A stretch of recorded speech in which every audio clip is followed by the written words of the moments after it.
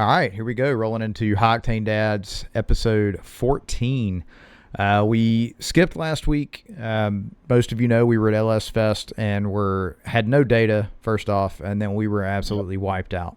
It was a lot of fun, but it was a lot of work for sure, especially for you racing Grand Champion, and then I'm running around taking photos. So I mean, that first day, you were doing a lot of that superhero landing, and kind of like Deadpool said, it's hard on your knees, isn't it? man, when I got up Saturday, my quads were Mhm. screaming for sure. It was, Oh, I'm sure. yeah, there was a lot of, squat down, take pictures.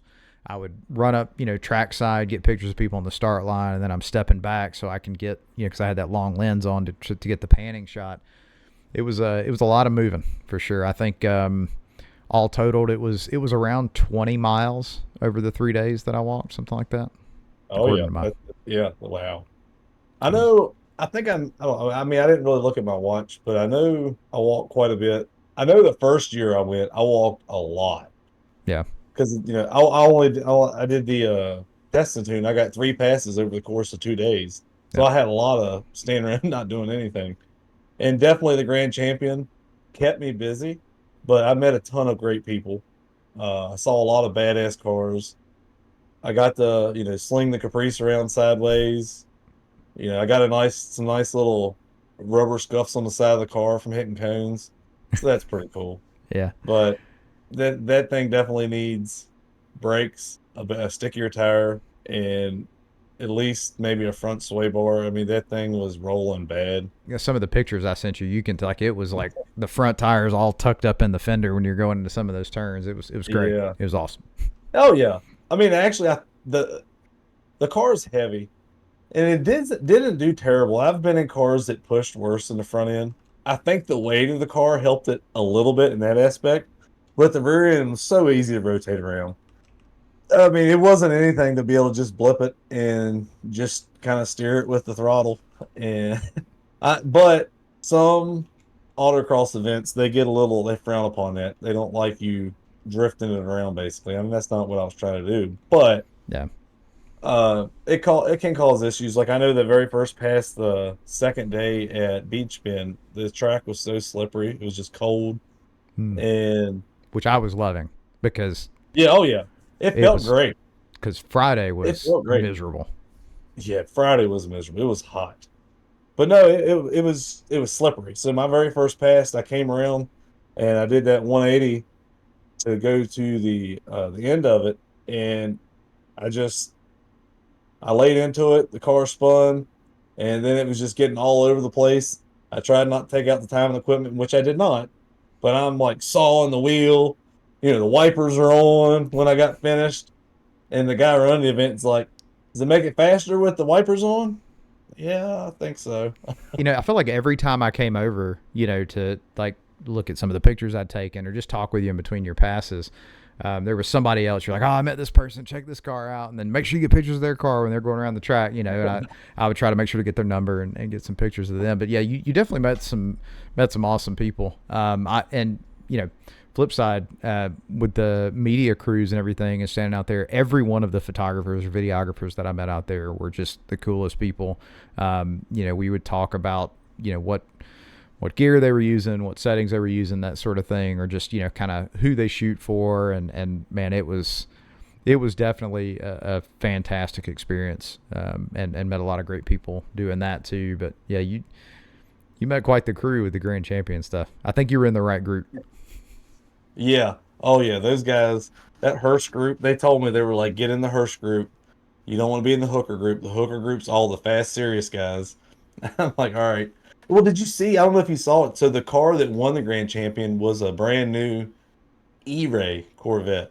Really? Well, yeah, that's what won the Grand Champion. Hmm. See, I saw a guy post on Facebook. He had bought the car like on the way to Beach Bend wow. or something, or like a day or two before, and then Yeah. like they did some wheel and tire stuff, and yeah, he's who won the Grand Champion. Well, and I definitely want to talk about this here in a little bit about just some of the stuff that I plan to do differently when I go back if I can get the media pass again next year. But that's one thing I didn't really plan out with all the different classes. I was there mostly to shoot Steve and John Schaefer and John Ryan's cars, all the folks that we know that were racing. Austin got some videos of Filthy making a pass down the track, which was awesome. And, Ryan's 4-wheel drive with 4 slicks, got pictures of it. And so I was more focused on making sure I got certain people. And so I would be wherever they were at the time, which is great. But then every time they would go back up, I would go. And I didn't do a great job of thinking about, okay, because there are whole classes that I missed. I didn't get any of the other Grand Champion, the hooker class. I didn't get any of theirs, even though they were running at Beach Bend while you were at NCM. When you were at NCM, I was shooting drag racing. Right. And then, of course, my own personal, like the drifting. I love shooting the drifting. And so I was trying to get over there in between everything else. And so there were definitely events or classes that I missed that I'll want to do differently, and a couple other things. But one thing I want to talk about is this year they did the Grand Champion drag racing on Thursday night, which they have not done in the past. And I will say everything as far as the racing, the time in the staging lanes, from the time they called the drag racers up to the time that they were going up, how efficient the autocross was running. I felt like everything was leaps and bounds more efficient this year. I agree. And it was great getting to shoot just the Grand Champion drag racing that night, and kind of got, every bit of that was done. So I probably do have some of the hooker class drag racing, because I think they did it all together that night. Yeah, everybody was together on drag race. Yeah. So, I really think that simple change made a huge difference in the efficiency of just the events and the different classes getting through there. Oh, yeah, I agree. I mean, the last couple of years, it would be like a certain time every day. All right, the next 2 hours is a Grand Champions racing. And so, and like, if like people were in the staging lanes or whatever already, they just had to wait even longer. Yeah. So, and when you're in those I fire mean, suits and everything else, all suited up, man, sitting in that staging lane is torture. Oh, yeah, it was rough. I mean, even me just sitting in the lanes the other night, Thursday night, I mean, was just, I'm not a fan. Yeah. But no, I mean, I will say that, and I told you guys there that, not saying that I'm fast or anything, but definitely watching a lot of those cars. There was a lot of, like, you could tell a lot of the guys just were not drag racers or really had no desire to make a pass. Right. When we did our drivers meeting before the autocross, they were like, so there was a couple people, do we have to make a pass? And I'm like, what do you mean, do you have to make a pass? And they're like, well, you can come and do one, you could do none, but if you want points, you need to, make a pass. I mean, And there was I a lot of guess if cars your car's not you set could, up for it, I get it. But like, you've come all that way. Like, why yeah, not get and I on that mean, track? you could see some cars that you tell they just went out there just because they were supposed to. Like, I'm out there by daily driver, and I'm like, some of these Corvettes and stuff, even, stock ones should wax my car, and I'm like seeing a lot of 13s and 14s, and I'm like, what? And Yeah. I was very surprised on how many cars in Grand Champion had power adders. I mean, there was a ton of blower cars, centrifugal and reach style blowers, some turbo cars like Ryan's fourth gen. Given that car's a ride. I Oh mean, man. Yeah. yeah, he just rips that thing. It was pretty wild. I mean, it was an experience. I didn't expect us to get as many runs in that we did. So I mean, that was pretty grateful. I think I put like 1,200 miles on my car. Wow. Averaged 18, 19 miles a gallon. Made 18 autocross passes, 3 drag race 18. passes. Yeah. Yeah. Yeah. You definitely Now, got your apparently, money's worth as far as like being able to actually spend seat time in the car, I think. oh yeah, and there was something Sunday, and it was called the 3S challenge, and basically you had to do. They did it on the autocross course. I think you had to go up and back across the length of the course, and then you would come back and you'd have to stop in like this box, and you were timed on how long it took you to get up Oh and yeah. back Yeah. and then stop in that box. Hmm. I mean, I didn't do that, and there was a lot of people that did not do that. I tell you though, I think next year, everybody's always said, Sunday, most people kind of head out, especially, a lot of the racers have been eliminated, but the spectators are a whole lot less on Sunday. I'll be honest, I had to go back to turn my vest in, and I helped Steve and the guys, get the trailer loaded up and all that. It was really nice. Now, a lot of the vendors were kind of leaving out too. And so, there's not maybe as much going on, but most of them were still there. And if you just want to go to LS Fest, even as a spectator, and watch some racing and maybe not commit 8 to 12 hours being at the track all day, Sunday's a solid day to go. I actually enjoyed walking around the track. I was kind of like, when I first got there, I turned my vest in and just went and helped Steve and them, and I was like, man, I should have held on to my vest and shot a little bit more today, because there was a lot less rubbing elbows to get around to stuff. So Right. Yeah, and I've thought about that, but I mean, honestly, I after we went and ate and I talked to you at the gas station, I hopped right on the road, and it was like, I don't remember what time it was, but it was like 8:45 at night when I got home. mm-hmm.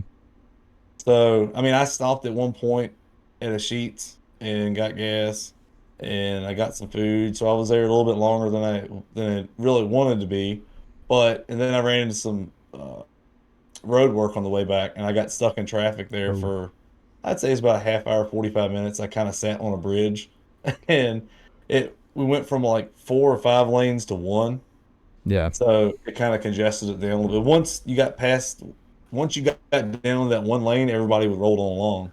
But it yeah, was just going from that wide to that, one lane. But I thought about that. So, man, I could go and hang out Sunday. But then I'm like, it's going to either be put me getting home super early in the morning Monday, or just waiting and coming home on Monday. yeah, So, yeah. Because I mean, for me, it was around 7 hours with stops. Because of course, I didn't make a lot of stops. I think I hit a rest area right before I went into the mountains in Tennessee. Just I had not drank my Red Bull. I was kind of tired. I was like, you know what? I'm not driving through this mountain with even slightly drowsy. So I pulled off at the rest stop and grabbed a little bit of food, just some snacks that I had, and drink. But once I hit the Buc-ee's in North Georgia, of course I got to stop on the way up. I got to stop on the way back, because I mean it's yeah, Buc-ee's, and grabbed a yeah. sandwich. And then after I that, can honestly say I've still never been to a Buc-ee's. really, there was one like super close to the hotel. Yeah, I know, because I went to the Speedway across the road from it Yeah. because they had E85. Bucky's is one of those things that it's I mean it's cool and it's huge, and there's anything you could That's what want. you said. Exactly. Usually when you go in there, it's like walking into LS Fest on a Saturday. There's just people everywhere. And that's Yeah. always, a little bit of a frustration, especially if you're traveling, you got kids and you're trying to just get in and get a snack or Mhm. something like that. I'm trying to think. Like I said, I stopped at that Sheets and I was like very disappointed because but I needed gas. And I'm like, I need to find some sort of food. Basically, I used the bathroom, got gas, got some food. I didn't eat half the food and tossed it. It just, I wasn't feeling it. After eating so well at the track like we did, I Man, couldn't do the shout junk. I out couldn't to do the garbage. shout out to Bill. I know he Yeah. got stuck doing most of the cooking over the weekend. At the end of the day, when you're that good at it, Yeah. it's hard Yeah. not to I it's mean, hard not to have him do it. But definitely got to get him some help next year, or he's never gonna oh yeah. come with us again. Yeah. He's never going to teach us the way on how to cook a great steak. No, and my God, if he'll show me, because I mean, I can cook a decent steak, especially on a charcoal grill. But the way he gets them on the Blackstone, like I got to give it to him. No, well, he had him on a charcoal. It was a little baby charcoal He grill. did have a little charcoal grill down there. You're right. I think I told this story there, and maybe I've told it on the podcast. But ever since we were at LS Fest, last year, every time up until Dad passed, every time I cooked hamburgers, even they're good. Ain't like what that fella from up north made. He never would call him Bill. He's like that guy from up north, cook them good Yeah. hamburgers. And I mean, that's just, I mean, they're fantastic. And again, so shout out to Bill on that. We appreciate you. Um, Honestly, we started doing that at home, making smash burgers a lot more instead of just making normal patties. mhm. And it's always a big hit. I mean, the flavor's so much better, the way it kind of crisps. I mean, it's great. What's funny, I can cook burgers and or like on the grill, just regular burgers, and half the time my daughter is like, nah, I don't really want a burger, just I'll eat a hot dog. But if I make smash burgers, she'll tear Yeah. them up. So, I mean, it's pretty wild. I figure that's the same way they do them at like Five Guys and hmm a lot of, I guess, diner style restaurants. My daughter loves them. So Yeah. So I don't know if you followed the LS Fest group, that LS Fest East official group very much since the event. I have not. It has Should. been just a lot of it's people saying, "Hey, you got pictures of my car," and I'm all about that mostly because I probably do. In a few cases, I didn't, and like I almost feel a little heartbroken or guilty because I'm like, but there's so many cars that there's no way to get them all. Yeah. There was, there are definitely some people that are on there that are just complaining about the event. There weren't enough bathrooms. There wasn't this. We couldn't walk through the staging lanes, which I got to admit, like they kept a lot of the spectators out of the staging lanes, and that was a huge improvement over last year. But of course, for the spectators, that feels like, oh, they're not letting me do this or that. But the truth is, a lot of those race cars are coming through there. Yeah, I mean, I know for a fact, like we were pushing Steve's car, or excuse me, we were pushing Bill's car in the staging lanes last year, and like this kid got away from his dad and like runs right in front of the car, and like we're pushing it with the golf cart. So it's not, I mean, he still got the brakes, but and they would have done everything they could not to hit the kid, I'm sure, but don't be in that situation. There's plenty of places to see, and these guys are out there to race and compete, in a lot of cases, and it's just one more thing to worry about and watch out for, and I want people to come and have a good time, but I mean, there's got to be boundaries. Yeah, and when the first year I came, and I was like, okay, I got to stay in this area. I got this band, and I can't do this, can't do that. And then the more I looked and walked around, and I'm like, almost kind of like a free for all. Just wherever, yeah. And then last year they banned all the electric scooters and little bikes, and I'm like, so I bought mine to bring last year, and then they said they banned them, and I'm like, well, I brought it anyway. Still, They were about everywhere. over half yeah, they were everywhere, and they were still. I didn't like. I said, I wasn't at Beach Bend as much this year, but I still saw quite a few of them running Yeah. around. And like I said, with an event of that magnitude, the amount of work that it goes into coordinating that and, making sure people stay safe, like the liability of it alone is staggering. But nothing's going to go perfect, and you're not going to make everybody. I mean, there's tens of thousands of people come through Beach Bend that weekend. You're not going to make everybody happy. And, the people that are complaining realistically are the minority, because most people are saying, hey, for every post that was complaining, you'd have 100+ comments of people going, chill out. This is, they're doing the best they can. I mean, I think there were some, they were saying there were some issues with the staff. Some people were saying, oh, they yelled at me. I'm like, well, if you're walking out in front of a race car or a car trying to come through come down the road even just to get to the pits, like, they're going to tell you to get out of the road because it's dangerous. Yep. I'll have to send you the video, but on Saturday when I was leaving Beach Bend to go to NCM, I had a phone mount and I had my phone up and I just started recording. When I got to about where the end of the staging lanes were, there by the fence, where they had like those food trucks. Mm-hmm. I just went ahead and started recording a video.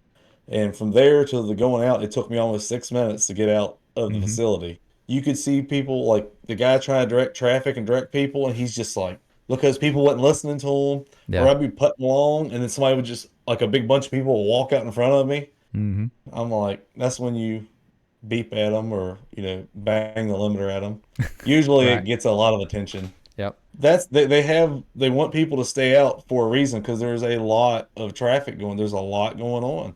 And as a spectator last year, I can say those walkways between the food trucks and where they've got the barrier, it's very narrow. And when you've got that many people through there, like eventually you're at a point where I can't walk down that sidewalk, not without just everybody standing still, because the lines for the food trucks have it just blocked up, and so it's not like, there's a line of people, they're just moving slowly. You would just be standing there if you don't dip outside of the barrier and walk around. And then, but what people do is instead of then once they get a way to get back inside the little fence row, they just keep walking up the road. That's definitely an issue. I don't know how to solve it just because of how everything is laid out.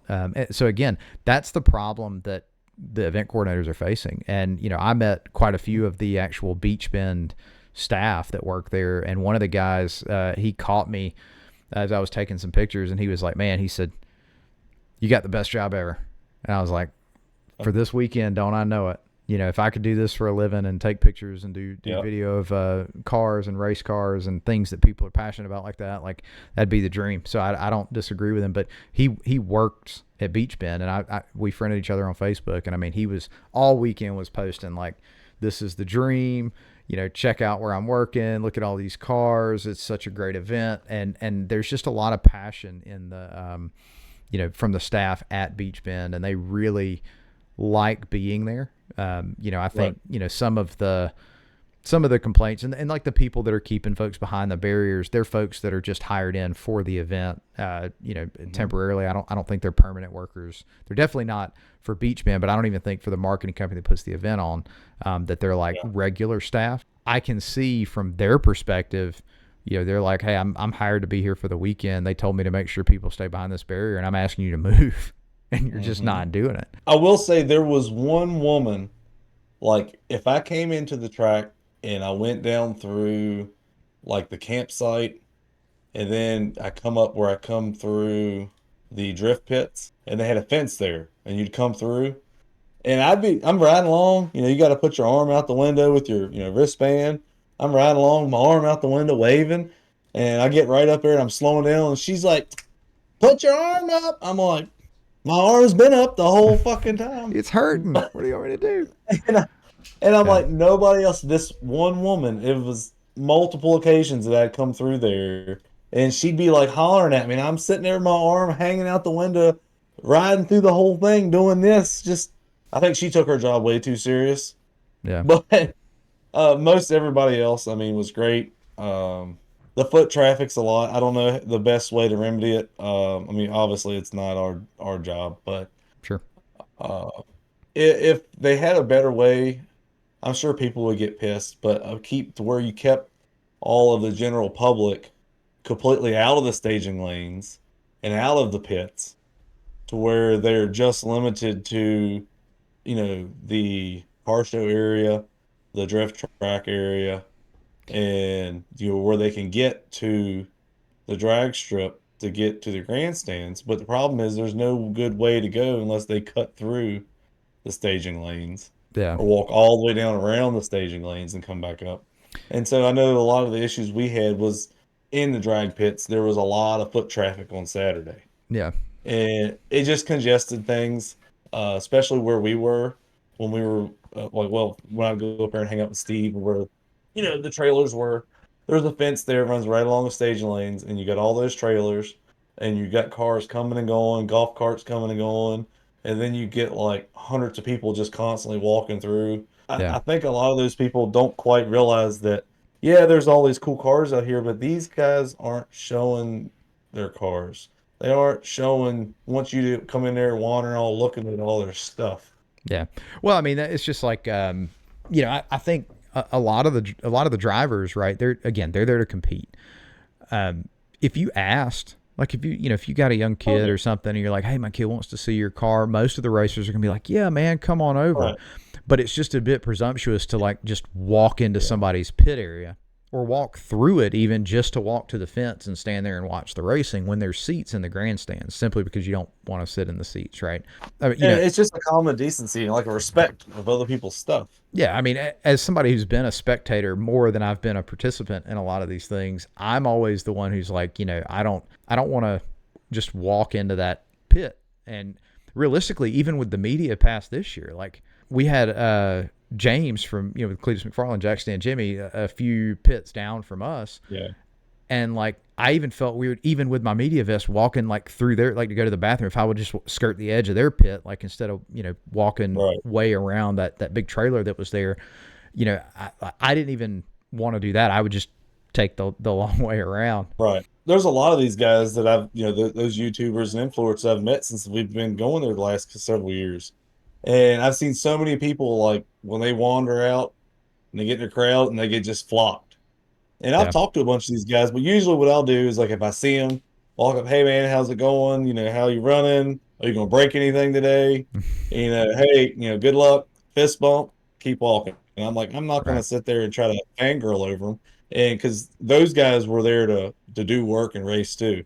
See, I think, I've only spoke to James one time, and it was last year. And like this year, I don't even think I said, hey, because every time I walked by, like they were busy, and I think he Right. broke his rear end or something this year, and so they were thrashing to get the thing back together, and they were busy, and then he did the burnout competition. So I've got videos that I'll post, and I'll put pictures up right here of his burnout car because it was over by the Holley World booth. But it's one of those, like, you want to speak, but I know everybody else has tried to speak, and I don't want to be another one of that guy who's Right. like, hey, I just wanted to say, hey, man, love your videos kind of thing. Like, I'm sure that's great to hear, but after the thousandth Mhm. one over the weekend, like, you're probably just Yeah. bugging them, or at least that's how I feel. It's exactly how I feel too. And honestly, some of these guys might feel like that, and a lot of them might not. I know I enjoy it. Like if people come talk to me, be like, "Hey, I saw your stuff." Da, da, da, da. Oh, But I'm man. gonna get stuck with. We're gonna get cornered, and we're gonna talk a long time, and it's gonna take up a lot of time. Yeah. Well, I mean, and here's the thing. Right now, where we're at in this, anytime I hear somebody, hey, I heard you got a podcast, or somebody told me they heard your podcast, like, I'm like, no kidding. That's cool. Tell me how you heard about it. Like, I get super, like, literally the little follower count or subscriber count on YouTube ticks up by one, and I'm like celebrating over here, and I know Yeah. they're at scale that might change some, but I'm always so grateful when people promote us or mention the podcast. I think the coolest story so far, I don't know, tonight my son came home from school and was like, hey, do you know your dad's got a podcast? So one of his friends has heard about it and or come across it, and so now he's mentioned it to him, and he's like, yeah, I know. My best friend, was at work one night, and not they didn't know that I was his friend. Literally came up and was Right. like, hey, I came across this podcast the other day called High Octane Dads, and I think you might like it, and showed him the link to it. And he's like, yeah, I know, that's my best friend's podcast. That's So funny. that's my best story so far until somebody tops that. That's Um. pretty awesome. So sorry, but I'm trying to find. I can't remember. I'm horrible with names. The boy that came by and Steve let him start his car. Oh Sat man, there. I'm gonna have to find that picture and post it because that I wasn't there. That was Well, cool. later. I don't know if it was the same day or the next day or later that day. We were all hanging out, and Steve was talking to him, and telling him, yeah, he was like, oh, the boy was like, you have a YouTube, and he's like, well, all of us here kind of have something, and so then like he was, telling us, like, yeah, I do this, I've got some stuff with my cars, we all run these groups together, and then my car was sitting there, it had our logo down the side of it. Mhm. He was telling this boy, he's like, I mean, he's 10, 12 years old. He's like, yeah, they've got, he goes, you on YouTube? We're like, yeah. And he pulls out his phone. He's like, now you have 82 subscribers. I'm like, That's oh. awesome. I'm like, thanks. I'm like, I don't know if that's, thank you, but it just sounds horrible. But uh I was like, that's awesome. But he was like, you got 82 now. It was just pretty awesome, that a kid like that, will follow us. I know that my kids do. They my oldest is always anything we put on TikTok, she likes it. Yeah. So Yeah, my daughter is my like one of my biggest supporters on Instagram. When I post like from my photography page for stuff, she's yeah, always liking my stuff, and that's pretty cool because your kids sometimes they're, dad's lame, whatever, but she definitely supports me. I'm that's gonna good. plug another channel because I was walking around the car show and I'm taking pictures of this sweet rat rod that's been on like 8 or 10 power tours. I don't know, I have photos of it. I'll post, and he's got like stickers on the roof from every power tour he's been on. And there was quite a few of them. I can't remember exactly how many. And while I'm standing there, everybody else is under the tent. The guy mentions, he had old like 50s Chevy sitting there. Had a decal down the side of it and all that. And he says, well, we got a little YouTube channel as well. And he said, you want a sticker? And I was like, yeah. And then I realized I didn't have any more stickers in my pocket. And I felt terrible, but I had the one Oh, stuck on my camera lens hood. So I showed him so they could take a picture of it and look us up. So hopefully they do. Got to talking to them, and I was like, well, I'm going to take some pictures of your truck. And his son was probably, I'm guessing 8 or 9. Sorry, guys, if I'm wrong. But what's crazy is how much he reminded me of my 16-year-old when he was around that age. Like, just was super excited and all that. And he said, let me get you another sticker. And he went and got me, I think I gave you one. And it's yeah. got their Chevy truck on it. But it's called, the channel is called Can't Save Them All. So So he comes running up and he goes, "I've been on YouTube." And I was like, "No kidding." And that's how my son is. If he's ever in a video, he's like, I'm on YouTube now. Yeah. You know, they just think it's the coolest thing. And so he was like, "Can I, you know, I was taking pictures of the truck." And he goes, "Can I put, you want me to put it," or how did he put it? He said, "Do you want me to put a sticker on the intake? When you take the picture, the sticker will be in it." And so I like propped it up on the wing nut and took a photo of it with it on there. And then he was walking by and I was like, "Stand, you know, lean up against the truck." So I took a picture of him in the truck, and I got to get the pictures to him. Like, I'm looking at their channel right now, and this is something that I'm going to post on Facebook probably tonight or tomorrow. That if we've got 80 something followers on Facebook, or I think we've got more than that on Facebook. Like, I want everyone to go subscribe to this channel, because right now this kid had so much energy and he loved the truck. He loved being on YouTube. His dad was a super cool guy. They have 40 subscribers right now. I mean, and there's only 16 videos on the channel right now, but it looks like there's more coming, and they've got some from LS Fest. So they're obviously faster at editing and getting things out than I am. But you know, I would just like for literally everybody, because if we could get those 80 people that subscribe to us on YouTube to go and follow that, I mean, they'll triple their subscriber count overnight, and that would just be freaking cool. But super nice people. Their son's super excited about it, so I'll post that on Facebook. You know, tomorrow. so far, I know we've talked a little bit about all this algorithm and all that mess. So far, I'm still finding, you know, probably because that's all we know, or all I know, that the word of mouth is still a really, really strong contender as far as getting everything out there. Just go out, talk to people. Yeah. And I'm Yeah, huge I mean, on, you know, promoting other channels, and you know, I want to see everybody succeed, man. Like, we're doing this. yeah. We're two dads sitting here, you know, a couple states apart, just chatting about something that we're passionate about. And you know, I could talk about cars and photography literally all day. There's no reason why a subscriber to our channel, I mean, it's a click to go subscribe to this other channel and maybe watch a video every now and then, right? And like, you know, he's got, I mean, the truck was sweet. So I'm gonna have pictures scrolling across here while the video's playing. But you know, if you're listening on Spotify, the channel is Can't Save 'Em All. It's at Can't Save EMALL-K3Y. But I'll post that up on the screen. It'll be in the description for the video. But you know, go give them a follow as well. You know, because they're LS Fest people. And I will say that's one thing that I missed out a lot this year with doing the class that I did.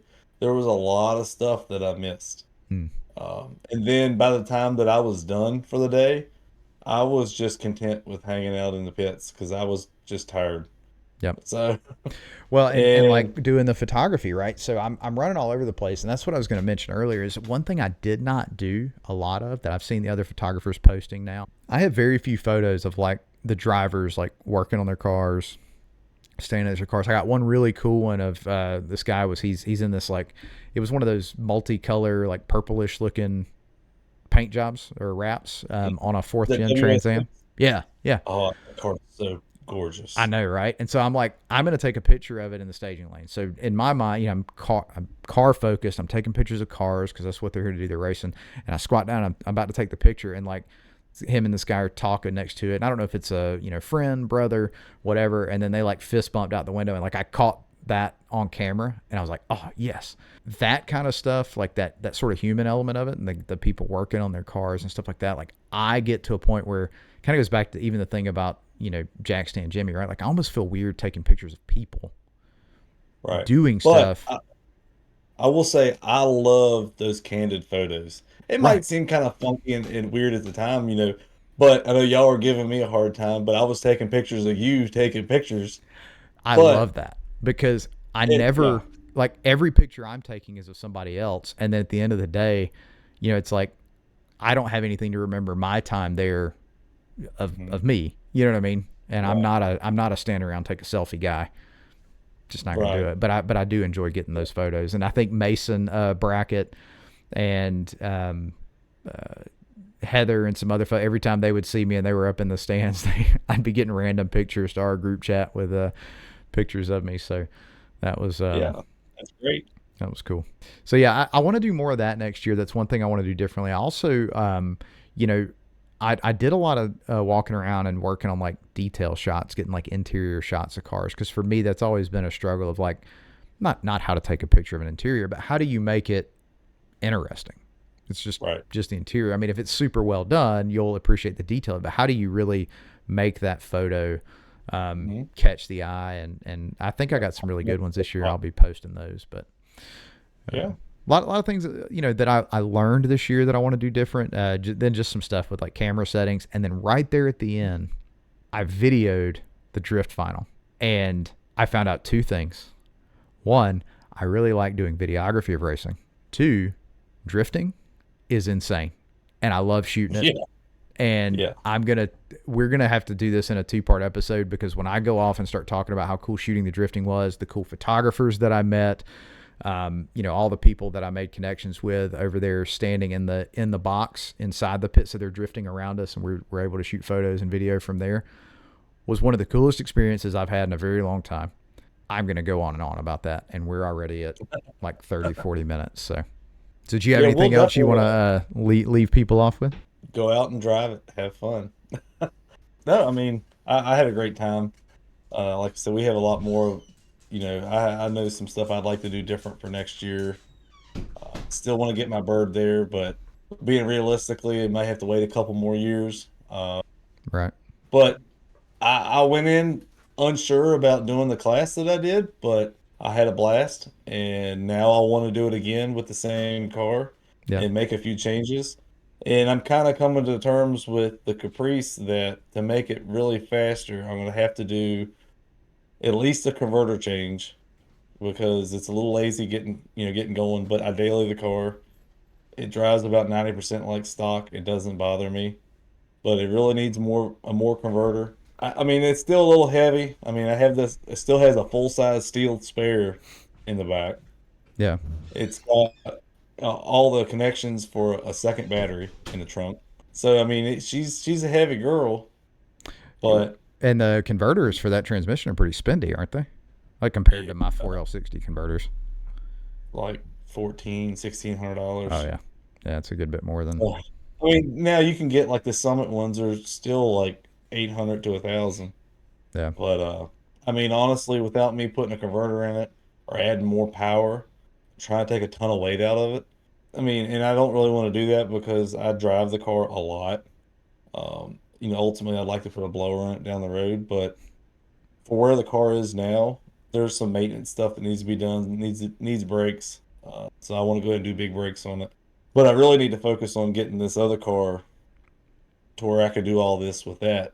So I really kind of want to save some of the big dollar things and just hold off because I'm honestly super happy with how the car drove. I got 18, 19 miles a gallon there and back. Oh yeah.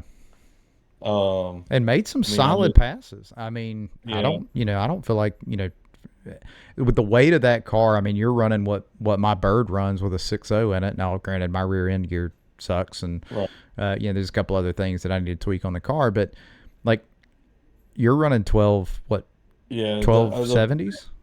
The fastest one was a 1270, and that was after Yeah, driving almost 9 hours there, and then teching in, and then starting drag racing. and it weighs 1,000 pounds more than my car, or something like that, like Yeah. 800 Yeah, pounds with more or me, something. yeah, well, with me in it, it was 4540 across my local scales. I'd have to go back and look. I can't remember what mine weighed the last time I went to the track, but hopefully going to get back to the track here pretty soon once I get Yeah. this throttle body issue sorted out. But yeah, I'm gonna say this right now so that I can hold myself accountable to it, and we'll see who really listens to the episodes and gives me crap about this through the year, because it's going to take the whole year for me, in my spare time to get this done. But the OBS has to get done.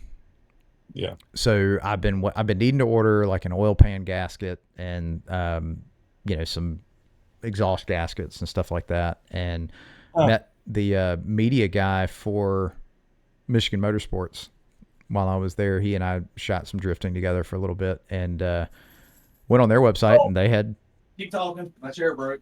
oh god. But they had some, good prices on the exhaust gaskets and oil pan gaskets. So I got those ordered. And I think I'm gonna get some of the ARP head bolts, and I'll probably order them through there as well. But Like these. yeah, like those. I'll probably have like 2 dozen sets of these. Nice, I don't know where they come from. Yeah, my chair broke. nice. Well, you know, again, so I got some parts coming, but the long and short of it is that LS Fest next year, I want a High Octane Dad's uh, vinyl sticker on the Mm-hmm. OBS, and I want to drive it from here to Kentucky. That is the goal. That'd be fun. I'm hoping by end of year or January February time frame, depending on how cold it gets, because I hate the cold. I can You're get. in Georgia. Yeah, I know by y'all standards it doesn't get cold here, but man, when it's in the 30s, like I'm layering up and Well, yeah, and you figure by like Kevin and Steve standards, it doesn't get cold where I'm at. So yeah, they're shorts and flip flops when it's in the 30s, I think. But I'm not working in it I unless I'm mean, really wrapped up. I'm shorts and flip flops all year long. Mm-mm. So, No, but I mean, I'll still wear a jacket or a hoodie or something. But I'm not. I'm shorts and flip flop all year. I'm a Georgia boy through and through. When it gets below like 50 or in the 50s, yeah, I'm long pants, socks. I'm not gonna be cold. I'll be no, not doing it. So anyway, the goal is to get the cam and the motor mount swapped. Good friend of mine mentioned that he thinks he's got some 2-inch lowering springs. So while I'm going to have the A arms loose to do the motor mounts anyway, I'll probably go and get the springs for the front and put those in. Awesome. So got some things in the works to make some progress on it. And I think once I see the engine in the Right. truck, and then that'll get me motivated to get the heads on there, and that's really going to get things moving along, I I think. don't remember. I'd have to look at some of the pictures we've shared, but while you have it apart, that'd be the perfect time to pressure wash everything in the front end, Mm-hmm. replace any of the suspension parts, steering, paint the frame rails, the firewall. Yep. Even Yeah. if you All just that's do it getting done. black, Mm-hmm. I would just do it while you have it apart. Yep. Because I did the bird, which I didn't take the front clip off, but I still painted in there and Right. everything. And of course, a lot of it got nicked up with the motor going in. But like with the truck, I'm all the way down to like the fenders are off. Like it's just Yeah. cab and frame and K member at Yeah. this point. So yeah, I plan to pressure wash all of that, give it a coat of paint, just make it's probably not going to be a show truck at the end of the day, but it is supposed to just be a daily with heat and air. A nice driver that looks really good. Like I really want to do Right. the power tour. Like really, really want to go do the power tour. So the audacious goal is to have it ready and do the power tour and then come to LS Fest next year. Um, See, but I've always looked at, I like the power tour, but honestly, I really like the whole sort of like the drive and drag setup. Yeah. I really enjoyed road tripping my car. That's a fun car. And then going and racing it, even if I'm not super, super competitive. And that's another thing with where that Caprice of mine is right now. Knock on wood, it's pretty reliable. yeah, And I'm like, there's some things I could do to it to make it do very well in the autocross. Probably a few things I could do to it to really help me out in straight line performance as well. But I mean, I really like the events where you've got to drive the car, you've got to work on it, you've got to instead fair, of just I don't know. I'm not. I don't mind cruise ins, but I'm not a car show guy. I can't sit around behind my car. I mean, I can sit around all day long, but I can't sit. I don't want to just go to a car show and just sit there with my car all day long. I So mean, that reminds me, I'm gonna have to tell you about my idea for some of the local car shows that I'd like to do, where I would set up at the car show and then have a booth set up to interview some of the people about their cars. Let them come over that'd and be we great. just have a couple mics set up, set my Surface up with OBS, and just record and have let some people talk about their project car and the stuff they're passionate about. Like I really really want to start doing that more. So I That'd think be that's great. going to be really cool. Even could do it at the drag strip, right? So I've got this vision of a canopy and a one of those pit pads, and just they can pull up and parts of the cars behind it. Like I got this whole thing. Anybody listening, don't rip my idea off. But if you do, Yeah, do it well. Send me videos. I'll still subscribe and support you because that's just who I yeah, am. that's But awesome. got some ideas for doing those types of things, and and I'll tell you, talking about the OBS, you talking about the autocross, I could be persuaded if my arm were twisted about that much to set up the OBS the way they did on Carcass with their LS swapped OBS. But I mean, not with the Right. radical rear suspension that they did, because they had the full like the springs and struts are Oh coming yeah, up through yeah, the yeah. bed of the truck and all that, which was super cool. But I'd never be able to afford to do it. But you know, something like I would really, and you guys are going to see if you follow my photography page, the sheer number of photos I took of third gens and OBSs, like I have a type. Okay. Yeah. And the PSI conversions OBS, the white one with the like retro 90s graphics and all that, I've dubbed the OBS project the Silver Rado. It's going to be really rad, and it's going to be red, and it's going to be freaking awesome. And I'm probably going to do some of that 90s kind of stuff with it. So I'm super excited. I've got all these ideas now that I'm back from LS Fest, and I'm just ready to get it moving forward. So. All right. Well, we could keep rambling on and on, but we definitely we've both got kids to get to bed, and we're all still exhausted from LS Fest. I have edited at least 400 photos at this point. Facebook limits. How many? So all totaled, I took 3,970 photos. I culled it down in my first pass to around 1,100 that I thought would be keepers. And the truth is, really probably half of those, because when I really got into them, I was like, I kind of missed the focus on that one. And there's some that I still maybe didn't get it perfect, but those cars are moving really fast, and it's still a really cool photo, so I'm still going to post it. But that goes back to some of the camera settings and stuff that I won't bore you guys with, that I would definitely plan to do differently next time. Yeah, it's just it's a learning process, and the editing is a whole other thing. But yeah, I had over 3,900 photos. I'll probably have around 500 to 550 that I've edited that I will post, and all of them aren't perfect, but they all are great to me. And man, I had so much fun doing it, and hopefully I can get that media pass again next year, and I'll be right back out there and do it again. That'd be an awesome time. Definitely need to go for a ride on the autocross course.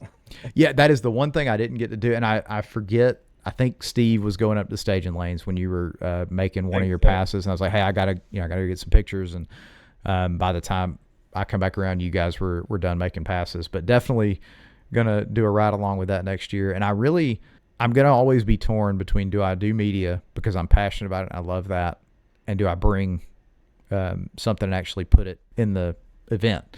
And it may just be that I do the car show and park it with some stickers and stuff, for people to take, and just leave the truck in the car show area, and I'm out shooting, which is probably what I'll do next year.